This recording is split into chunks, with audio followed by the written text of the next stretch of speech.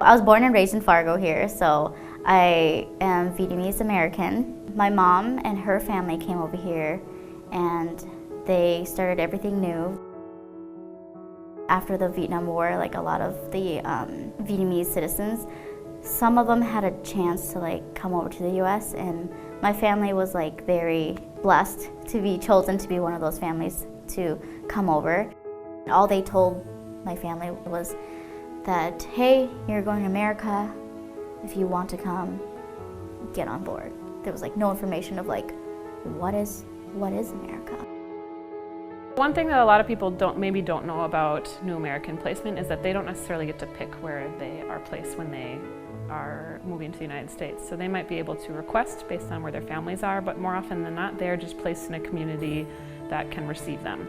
And they arrive in Fargo for some reason in the winter and are experiencing cold, a new language, and they immediately need to find housing and employment. And so I think a lot of the feelings that they're experiencing are homesickness for their home country, fear for what their new life will look like, and a lot of anxiety about what life for their kids will look like, if they can find jobs.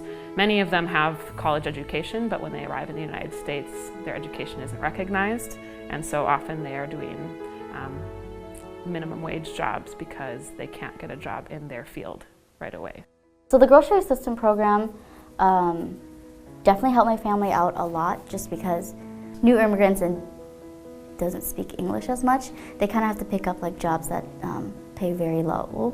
My mom was a housekeeper for a while, and then my dad was a janitor for a while. So then the grocery assistant program from Charism really helped, with groceries. Charism provide a lot of fresh veggies, even meats.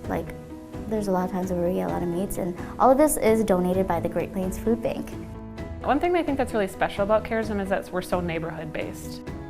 A lot of our programs are based here in the McCormick neighborhood, and that means that we get to see our families on a regular basis, and they see each other on a regular basis. And so when they're not at our grocery assistance program, when they're not at STEM Club, they see each other on the weekends, they're doing dance classes together, they're playing on our playground together, and so they're not only in a really tight-knit neighborhood, but they're in a tight-knit neighborhood with people who understand their experiences.